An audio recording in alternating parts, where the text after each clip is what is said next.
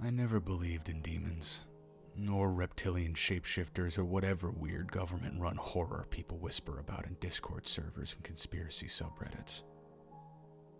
I always figured those people were cracked out or bored or both.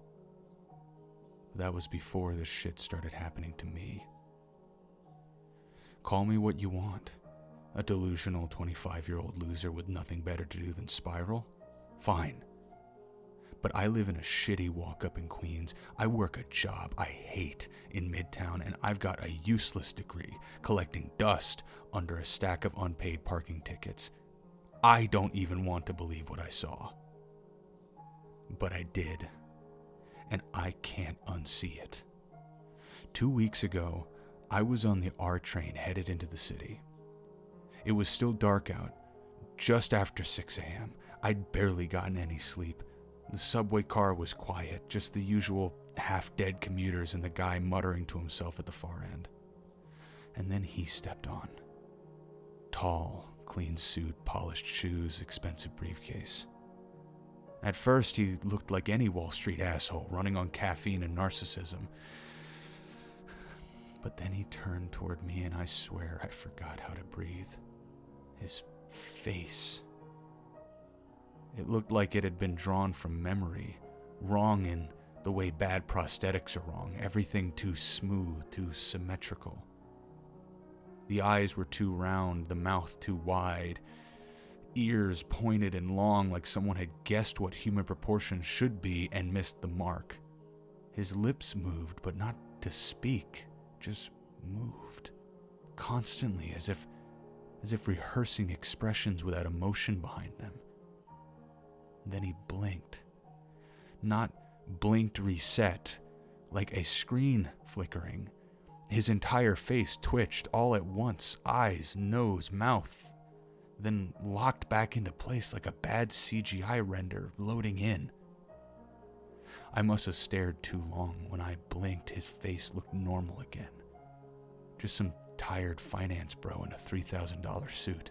I actually thought I dozed off standing up, one of those micro dreams, you know? The kind that hit you seconds before sleep. But when the doors opened at my stop, I stepped off and I happened to glance back at the train. And that's when I saw it again in the reflection of the train window. His face was, well, it looked like a demon. And that wasn't the last time. For the next few weeks, I started seeing them, not just on trains, in stores, on sidewalks, behind windows, on Broadway, on TV, on the news. They were everywhere. There was one day, the day that finally broke something in me. It was a Tuesday, dead quiet at work. I was sitting behind the register, half asleep and trying not to Google symptoms of a mental breakdown, and then I heard a small voice. "Excuse me, mister." I looked up. It was a little girl, maybe 7. Brown pigtails. She was holding a small pack of batteries. Totally normal until her face twitched. Just for a second. Like something inside her skin pushed out. Her smile ripped wide up past her cheeks, almost to her ears. Her eyes sunk inward, pupils swallowed by this deep, syrupy black that seemed to breathe. Her skin was too tight around her skull, bones shifting underneath like they were alive. And then it was gone. Normal face again, big eyes, soft smile, looking up at me like nothing happened. I backed up so fast I knocked over the stool. People started to look. My boss called my name, but his voice sounded miles away. I didn't care. I bolted straight out the front doors into the street without grabbing my coat or wallet. I just ran. Every face I passed after that was wrong. Every reflection, every glance, twisting, melting, watching. A barista's face split open when she looked over her shoulder. A businessman's neck bent in half when he sneezed and he never fixed it. A toddler on the sidewalk made eye contact with me and its eyes rolled all the way up into its skull. I ran all the way back to my apartment. It was supposed to be safe there. But when I burst through the door, I was gasping and shaking. I stopped cold. My parents were sitting on my couch. They don't live in the city. They never just show up. But there they were. "Sweetheart," my mom said gently, "look at this place. You haven't answered your phone in days." "Your boss called us," my dad added. "He said you had some kind of breakdown at work." Their voices were right, but their faces. Smiles stretched a little too wide, eyes that didn't blink, teeth too even, too white. I could hear them creaking when they talked, like something was moving behind the mask. I couldn't speak. I just stood there, shaking, while they stared at me with those perfect, horrible faces. "What's going on, honey?" my mom asked, tilting her head. Her neck cracked like dry wood.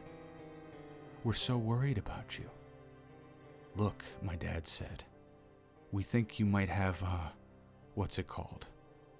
"Oh," my mom said with a soft laugh. "Demon face syndrome. It's all over the news. You need to go to the doctor, sweetheart. They have something that'll make it all better." "And don't feel bad," Dad added. "It's an epidemic. There are a lot of people in your position right now." I didn't move. My stomach dropped. My skin went cold. "How do you know what I'm seeing?" I asked. I didn't tell you anything." They both just smiled. Not a blink, not a breath, just smiled. "Because we love you," my mom said. "We know you better than anyone." "You don't look well," Dad said.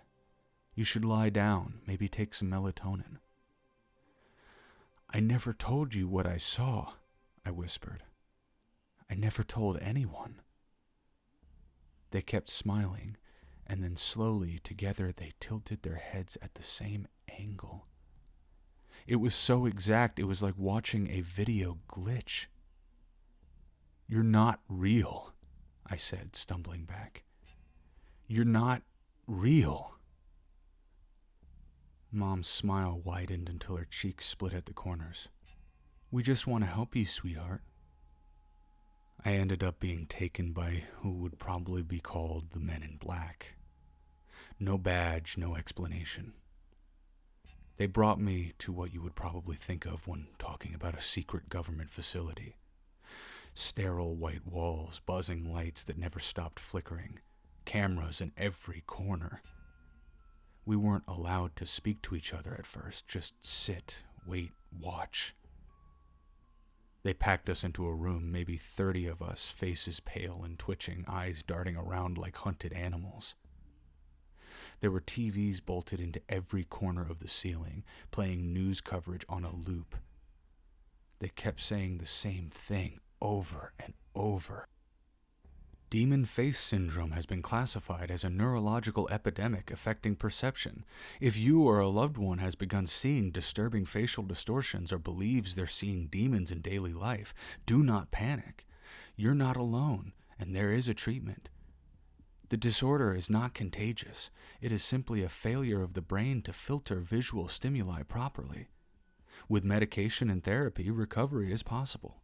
You can have your normal life back. That phrase, "you can have your normal life back," was repeated at the end of every segment, like a promise, like a threat. One guy in the room couldn't take it anymore. He stood up and he started screaming at the screen, veins bulging in his neck, spit flying from his lips. "They know," he shouted. "They know the veil has been lifted. We can see them now. We aren't supposed to see, but now we do, and they're trying to put it back." 2 guards rushed in and tackled him. He was still screaming when they dragged him out, but it was muffled. His voice didn't echo in the hallway. The walls seemed to eat the sound in that place. Nobody said a word after that.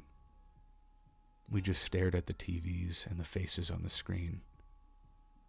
Because sometimes, when the news anchor blinked too slow or turned her head too far, you could see it. Just for a second, a flicker of what was underneath.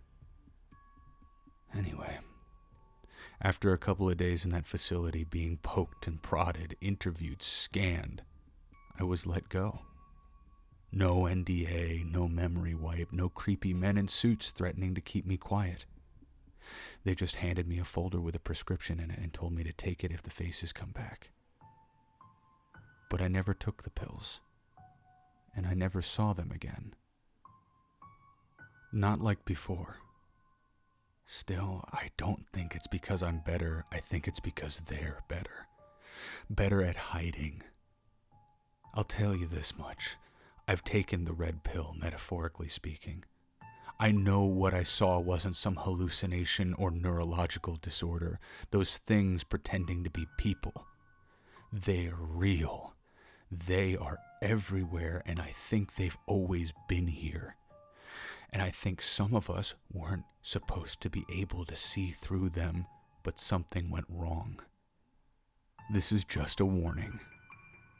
If you've been through this hell, if you've seen them too, don't let anyone convince you that you're crazy. You aren't. I know you aren't. And I think there are more of us out there than they want us to believe. I'm working on a way to see them again.